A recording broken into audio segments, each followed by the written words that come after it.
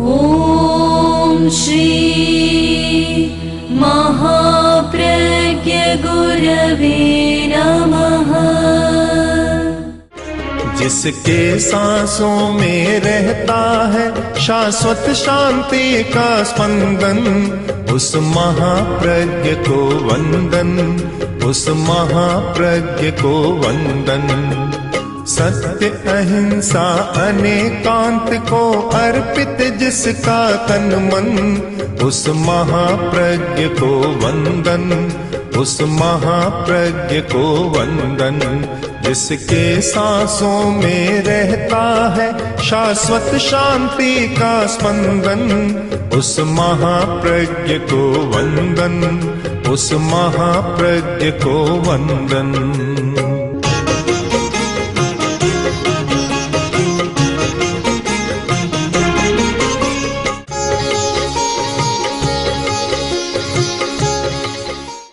वृत्ति और परिस्थिति, इन दो शब्दों पर हम ध्यान दें कि मनुष्य की वृत्तियां अलग अलग होती है और परिस्थिति अलग भी होती है, समान भी होती है। कभी कभी ऐसा होता है कि परिस्थिति अलग तो उस प्रकार की वृत्ति को जागने का मौका मिलता है, और कभी कभी समान परिस्थिति में भी वृत्ति अलग है तो प्रतिक्रिया अलग हो जाती है। इस सच्चाई को हम एक उदाहरण के द्वारा समझ सकते हैं। बाजार में एक आदमी जो बड़ा दाता था, उदार वृत्ति का था, और वह दान दे रहा था। उधर से दो आदमी आए, दोनों ने देखा, घर पर गए। एक आदमी बहुत उल्लास में था, खुश था, तो पत्नी ने पूछा, आज इतने खुश क्यों? बोले कि आज मैंने देखा एक कोई उदार चेता आदमी असमर्थ लोगों की, गरीब लोगों की सहायता कर रहा था, उन्हें कुछ दे रहा था, उनकी प्राथमिक आवश्यकताओं को पूरा कर रहा था। देखकर मन खुश हुआ कि कितना अच्छा आदमी है जो अकेला ही खाना नहीं जानता, दूसरों को भी खिलाना जानता है और दूसरों का भी सहयोग करना जानता है। समाज में सहयोग होता है, सामाजिक सहयोग।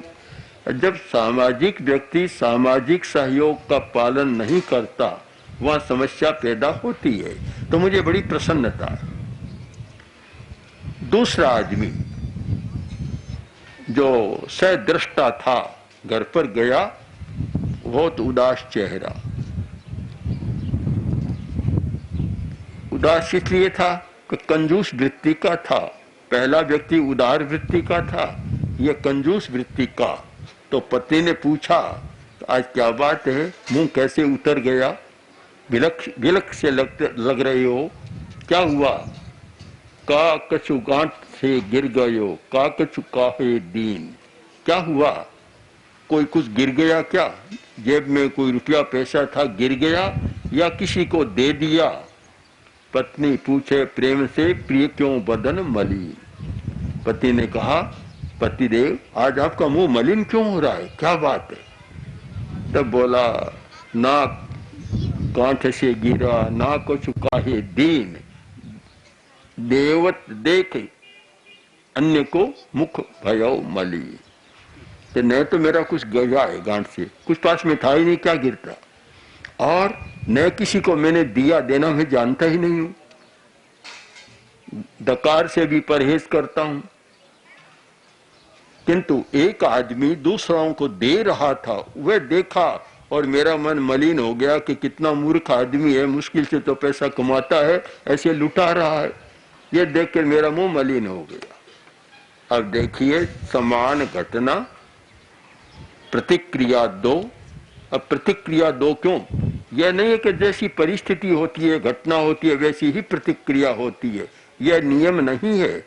अगर हम समाज शास्त्रीय दृष्टि से विचार करें और परिस्थितिवाद का विश्लेषण करें तो पता चलेगा कि परिस्थिति और प्रतिक्रिया में संबंध है, किंतु एकांतता संबंध नहीं है, निरपेक्ष संबंध नहीं है। बस सापेक्ष बात है। कभी कभी परिस्थिति की प्रतिक्रिया एक प्रकार की होती है और कभी कभी प्रतिक्रिया दूसरे प्रकार की हो जाती है। एक परिस्थिति थी या एक घटना समान, दोनों दृष्टा, दोनों ने साक्षात देखा। एक तो घर गया तो बड़ा खुश था, उदार वृत्ति थी, वृत्ति उदार थी, तो प्रतिक्रिया में खुशी हुई। और जिसकी वृत्ति कंजूसी थी वह घर गया तो उदास हो रहा था, अभी तक उदासी चेहरे से उतर नहीं रही थी। तो हमें क्या करना है? परिस्थिति को बदलें, घटना चक्र को बदलें अथवा अपनी वृत्तियों को बदलें। परिस्थिति को बदलना हर किसी के बूते नहीं है, बस की बात नहीं है। बहुत जटिलता होती है परिस्थिति को बदलने में, और बड़े बड़े समर्थ लोग भी मुश्किल से बदल पाते हैं या नहीं बदल पाते हैं।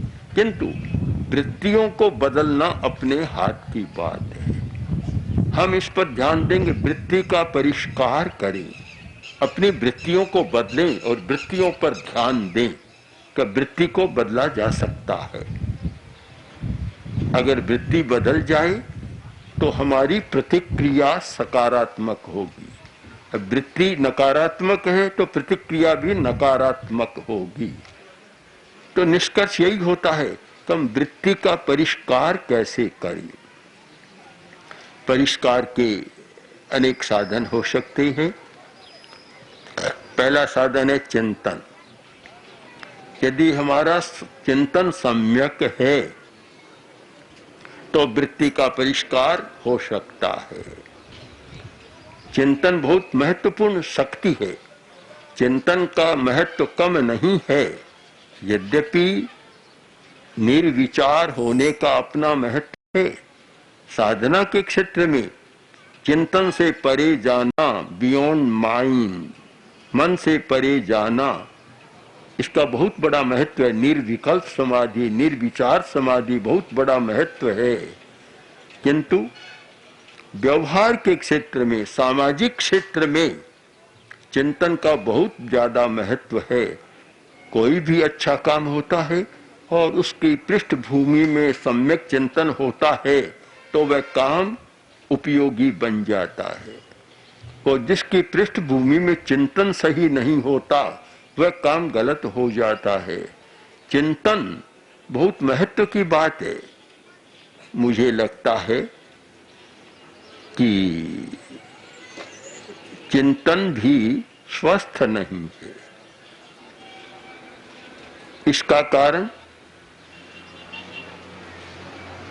कि स्वस्थ चिंतन के लिए राग द्वेष से थोड़ा ऊपर उठना होता है। जहां राग है वहां चिंतन स्वस्थ नहीं हो सकता, क्योंकि राग चिंतन को बाधित कर देता है और चिंतन को भी कलुषित बना देता है। सही चिंतन नहीं होता। द्वेष है तो भी सही चिंतन नहीं होता। चिंतन में भी कलुषित बात आ जाती है, कभी राग के द्वारा, कभी द्वेष के द्वारा। चिंतन उपयोगी होता है उस व्यक्ति का जो राग द्वेष दोनों से अप्रभावित रहकर सोचता है। वह चिंतन समाज के लिए उपयोगी बनता है और व्यक्ति के लिए उपयोगी बनता है। हमारी सबसे बड़ी कठिनाई है राग की वृत्ति और द्वेष की वृत्ति। इनका परिष्कार करें तो चिंतन सही होगा और सम्यक चिंतन के द्वारा समस्या को सुलझाया जा सकेगा। कठिन है सम्यक चिंतन। आदमी सोचता है, हर आदमी सोचता है और कहता है कि ये मेरा चिंतन है। बहुत अच्छी बात है। कभी कभी यह भी कहता है ये चिंतन मेरी आत्मा की आवाज है। बड़ा मुश्किल है आत्मा को पकड़ना। जो आत्मा को जानते ही नहीं उनकी भी आत्मा की आवाज हो जाती है, और वह आवाज भी या तो राग प्रेरित या द्वेष प्रेरित होती है। आत्मा की आवाज तो कोई बहुत बड़ा साधक मुश्किल से कह सकता है, उसे भी इतना गर्व नहीं करना चाहिए कि ये मेरी आत्मा की आवाज है। ये गर्व तो कोई बीतराग कर सकता है, बीतराग कह सकता है मेरी आत्मा की आवाज है, पर बीतराग कभी कहता है नहीं मेरी आत्मा की आवाज। वह तो जो सहज होता है वह कह देता है। यानी जहां हमारे चिंतन के पीछे राग, द्वेष, अहंकार या लोभ होता है वह चिंतन सही नहीं होता। जहां लोभ से अभिभूत व्यक्ति है, चिंतन करता है पर सही नहीं करता, चिंतन सही होता नहीं है। शायद बहुत सारी समस्याओं का और झगड़ों का मूल कारण वैसा चिंतन बनता है जिसके पीछे स्वार्थ की प्रेरणा होती है। स्वार्थ की प्रेरणा है वहां वह सही नहीं हो सकता। स्वार्थ में सारी धारणाएं बदल जाती है, चिंतन का कोण बदल जाता है। तो हमारी कठिनाई यह भी है कि स्वार्थ को सहज छोड़ा नहीं जा सकता, क्योंकि व्यक्ति और स्वार्थ दोनों जुड़े हुए हैं। व्यक्ति की सीमा है कि वह शरीरधारी है, शरीर में रहता है, और शरीर की आवश्यकताएं होती है बहुत सारी, और वे आवश्यकताएं स्वार्थ को जन्म देती है। तो बड़ा मुश्किल है कि वैयक्तिकता की भूमिका पर रहे और स्वार्थ न हो, बड़ा कठिन काम है। और स्वार्थ बुराई नहीं होता, कभी कभी अच्छा भी होता है। स्वार्थ की एक बड़ी प्रेरणा है, शायद उतनी बड़ी प्रेरणा किसी दूसरी बात की नहीं है। जहां व्यक्ति को लगे कि मेरा इसमें स्वार्थ है, वहां एक बात दूसरी हो जाती है। स्वार्थ न हो और कोई व्यक्ति बड़ा काम करे, वह समाज के लिए एक वरदान बनता है। यानी परमार्थ की दृष्टि, परमार्थ की तो बहुत ऊंची बात है, कम से कम परार्थ की दृष्टि हो, स्वार्थ और परार्थ दोनों में संतुलन हो जाए कि इतना स्वार्थ नहीं कि दूसरे के स्वार्थ को हानि पहुंचाए, बस इतना हो जाए तो भी काफी अच्छी बात होती है। पर जब व्यक्ति अपने स्वार्थ सिद्ध करना चाहता है तो फिर दूसरे को देखता नहीं है, दूसरे को नुकसान हो रहा है देखता नहीं है, क्योंकि लोभ से प्रेरित चिंतन कलुषित बन जाता है। दो मित्र साथ में व्यापार करने गए, अच्छी मैत्री थी, बहुत प्रेम था, किंतु जहां स्वार्थ का अतिरेक होता है वहां प्रेम टूटने में देर नहीं लगती। दोनों ने धन का अर्जन किया और वापस आ रहे हैं। पुराने जमाने की बात है, उस समय रुपया लाते नोलियां होती थी, नोली में बांधकर, कमर के बांधकर लाते थे। न तो कोई बैंक था कि सीधा भेज दे, और न कोई ऐसा उपाय था, स्वयं सुरक्षा करते। तो दोनों आ रहे थे, 1000 रुपये कमाए। रुपये का मतलब सिक्का, वह स्वर्णिम मुद्रा, सोने की मुद्रा, 1000 स्वर्ण मुद्रा का अर्जन किया, बहुत बड़ी राशि थी। आ रहे, अब चिंतन कैसे बदलता है। मैत्री है, एक दूसरे के प्रति सद्भाव है, अच्छा चिंतन है, सब कुछ ठीक चल रहा है, किंतु जब स्वार्थ अतिरेक होता है, स्वार्थ बढ़ जाता है, चिंतन कैसे कलुषित होता है। तो एक के मन में आया 1000 मुद्रा है, वहां जाएंगे 500-500 हो जाएगी, पांति हो जाएगी दोनों की, 500-500। कितना अच्छा हो कि मैं इसको मार दूं तो 1000 मुद्रा मेरी हो जाए। ये चिंतन कहां से आया? इतना कलुषित चिंतन, जो चिरकाल की मैत्री थी, साथ में रहे, साथ में लिखा पढ़ा, सब कुछ किया, साथ में व्यापार करने विदेश परदेश गए, साथ में धन का अर्जन किया, गाढ़ प्रेम। अब वह प्रेम का धागा टूट रहा है। उसका कारण क्या है कि चिंतन को लोभ ने प्रभावित कर दिया, स्वार्थ के अतिरेक ने प्रभावित कर दिया, और इतना कलुषित विचार आ गया कि मैं इस अपने मित्र को मार डालूं। एक दुनिया का नियम है, मनोवैज्ञानिक बात भी है, जब एक व्यक्ति के मन में कोई बुरी बात आती है तो उसकी प्रतिक्रिया अनजाने दूसरे पर हो जाती है, तो दूसरे के मन में भी वही बात आई कि मैं इस अपने साथी की हत्या कर दूं तो 1000 मुद्राएं मेरी हो जाएगी। अब दोनों साथ चल रही हैं, साथ बैठते हैं, साथ उठते हैं, साथ में भोजन करते हैं, साथ में रह रहे हैं, पर दोनों के विचार बिल्कुल बदल गए। स्वार्थ प्रेरित कहें या लोभ की वासना से प्रेरित कहें, विचार बदल गए। एक ने सोचा क्या उपाय करूं। मन में विकल्प आया कि ऐसे मारना तो अच्छा नहीं, ऐसा मारूं कि पता ही नहीं चले और मर जाए। तो बाजार में गया, लड्डू खरीदा और उसमें जहर मिला दिया और सोचा कि मित्र को मनोहार करूंगा कि लड्डू खाएगा और मेरा काम हो जाएगा। ले आया और लाकर रख दिया कि कल सुबह नाश्ता करेंगे। अब दूसरे मित्र के मन में यह कल्पना आई कि अब अच्छा अवसर है, गांव नजदीक आ रहा है, फिर तो होगा नहीं, परिचित क्षेत्र आ जाएगा। अभी अपरिचित क्षेत्र है तो आज ही काम तमाम कर देना चाहिए। उसने व्यवस्था के अनुसार, व्यवस्था यह थी कि एक पहर तक एक व्यक्ति नींद लेगा, दूसरा पहरा देगा। पास में तलवारें थी दोनों के और ये बारी बंधी हुई थी, तो उस मित्र की बारी थी नींद लेने की और उसकी थी पहरा देने की। वह सो गया, नींद ले रहा था, गहरी नींद में चला गया, उठा, हाथ में तलवार ली और छाती पर जाकर बैठ गया। बोला अरे क्या कर रहा है मित्र, तू मेरा क्या कर रहा है? तो बस समाप्त है, अब मैत्री समाप्त है, अब तो मत बोलो, अब तुम मेरे बस में हो, बोलना नहीं है, अब तो जो लिखा है वह हो जाएगा। तो आदमी कितना क्रूर बन जाता है। जब क्रूरता की वृत्ति जागती है तो सारा चिंतन और दृष्टिकोण बदल जाता है। स्वार्थ, लोभ, राग, द्वेष, ये सारे चिंतन को इस प्रकार बदल देते हैं कि आदमी कल्पना नहीं कर सकता कि वह व्यक्ति मेरे साथ ऐसा व्यवहार करता है।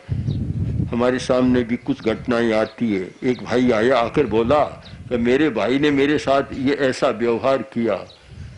मैंने कहा आश्चर्य क्यों करते हो?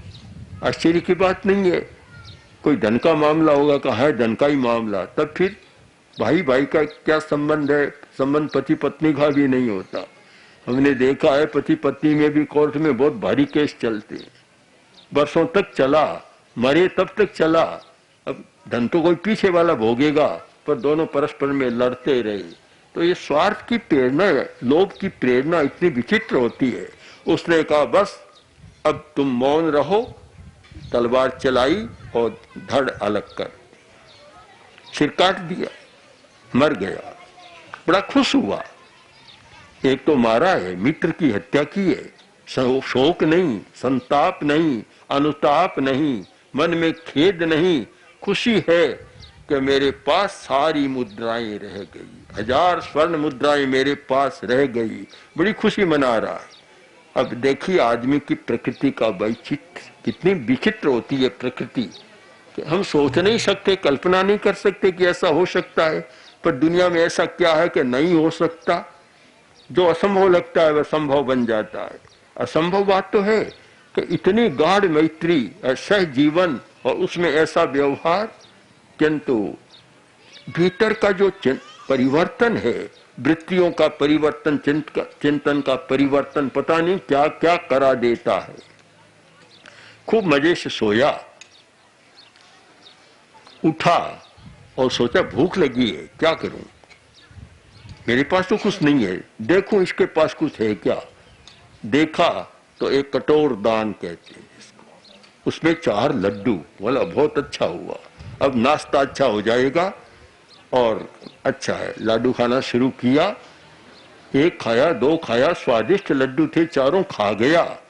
खाकर सोचा कि थोड़ा विश्राम कर लूं, सोया और सोया ही रह गया, फिर उठा ही नहीं। एक की हत्या की गई, दूसरे की भी हत्या की गई। एक की प्रत्यक्ष हत्या की गई, एक की परोक्ष हत्या की गई। दोनों मर गए। अब 1000 मुद्राएं रो रही होगी कि हमारा मालिक कौन। ये बेचारी क्या करे, उनको दुख हुआ होगा, रो रही होगी कि हमारा मालिक दोनों चले गए, हमारा कौन। अनाथ हो गई। अब अचेतन थी, जड़ थी, बोल तो सकती नहीं, पर प्रतिक्रिया तो हुई होगी कि हम अनाथ हो गई। अब इस घटना का हम विश्लेषण करें कि चिंतन क्यों बदला, ऐसा चिंतन क्यों हुआ। जिस चिंतन को हम कल्पतरु कह सकते हैं, जिस चिंतन को हम कामधेनु गाय कह सकते हैं, और जिस चिंतन को हम चिंतामणि रत्न कह सकते हैं, उस चिंतन को क्या इतना खराब कहें। मन तो नहीं होता, पर जब एक राग द्वेष के प्रभाव से मुक्त चिंतन होता है तो वह सचमुच चिंतामणि रत्न जैसा, कल्प वृक्ष जैसा और कामधेनु गाय जैसा बन जाता है। और जब चिंतन राग द्वेष लोभ स्वार्थ से प्रभावित होता है, उस समय उसको नारकीय चिंतन भी कह सकते हैं। इतना विकृत होता है कि सब कुछ करा देता है। तो चिंतन का मूल्य है, हमें चिंतन को महत्व देना चाहिए। किंतु चिंतन करते समय हमारी मनोदशा कैसी है, व्यक्ति की मनोदशा कैसी है, उस पर विचार करना चाहिए। एक आदमी सोचता है कि मेरा धर्म सबसे अच्छा धर्म है। अब ये चिंतन स्वस्थ चिंतन नहीं, क्योंकि उसके पीछे अहंकार बोल रहा है। धर्म तो नहीं बोलता, धर्म तो पवित्र है, पर उस व्यक्ति का अहंकार बोलता है, और वह अहंकार ही लड़ाई झगड़ा पैदा करा देता है। हर व्यक्ति को इतना सोचने का, कहने का तो अधिकार है कि मैं जो कर रहा हूं मेरे लिए अच्छा हो रहा है, इतना तो मान सकता है। पर सबसे अच्छा है ये धर्म नहीं बोलता। धर्म में तो सबसे अच्छा या सबसे कम ऐसा होता नहीं है। धर्म धर्म है, सत्य सत्य है, वह कोई अलग नहीं होता। पर वह व्यक्ति का अहंकार जुड़ जाता है, तब वह लड़ाई भी कराता है, दंगा भी कराता है, समस्याएं भी पैदा करता है। ये सारा जातिवाद, संप्रदायवाद या स्वार्थवाद, ये सारी जो समस्याएं या जितने भी वाद बन जाते हैं, वाद, वह ये समस्याएं पैदा हो जाती है कि वह सिद्धांत शुद्ध नहीं रहता, उसके पीछे व्यक्ति के अहंकार जुड़ जाते हैं। कितना अच्छा हो हम अहंकार की वृत्ति का परिष्कार करें, लोभ की वृत्ति का परिष्कार करें, अतिरेक स्वार्थ का परिष्कार करें।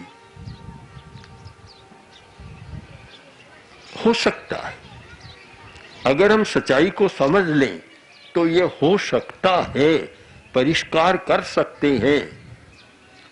पर सामान्य धारणा यह है कि स्वभाव का परिष्कार किया नहीं जा सकता। राजस्थानी में तो एक दोहा शायद सब जगह चलता होगा कि जाका पड़िया स्वभाव कि जासी जीवशु, नीमन मीठा होय सिंचो गुड़ घीवशु। ये धारणा बनी हुई है, पर अब इस धारणा को भी बदल देना चाहिए। आज के वैज्ञानिक तो ऐसे कलम करते हैं, ऐसे संयोग मिलाते हैं कि नीम को भी मीठा बना देते हैं और मीठी चीज को भी कड़वा बना देते हैं। जो कहा जाता था हिंदुस्तान की प्राचीन भाषा में यह था कि आम्बो फले 12 वर्ष, यानी आम 12 वर्ष से फलता है। अब आज तो पता नहीं कब फल जाए। हर चीज का संकर हो गया और कल में हो गई, नस्लें बदलने की बात हो गई। बदला जा सकता है तो फिर स्वभाव क्यों नहीं बदलता। स्वभाव कोई ऐसी लोह की लकीर या लक्ष्मण रेखा नहीं है जिसका परिवर्तन न हो सके, बदला जा सकता है, किंतु केवल शब्दों से नहीं बदला जाता। बदलने के लिए साधना जरूरी है। बीमारों ने अनुप्रेक्षा का प्रयोग किया, बहुत बदल गए। भयंकर बीमारियां भी बदल जाती है, परिष्कार हो जाता है। तो वृत्तियों का फिर परिष्कार क्यों नहीं होता? हो सकता है। तो आप लोग इस पर ध्यान दें कि परिष्कार करना है और परिष्कार के लिए योग विद्या का प्रयोग करना है, ध्यान का प्रयोग करना है, कायोत्सर्ग का प्रयोग करना है और कायोत्सर्ग में अनुप्रेक्षा का प्रयोग करना है, स्वतः सूचना और संकल्प का प्रयोग करना है। ओम ओम श्री महाप्रज्ञ गुरवे नमः। ओम श्री महाप्रज्ञ गुरवे नमः। ओम श्री महाप्रज्ञ गुरवे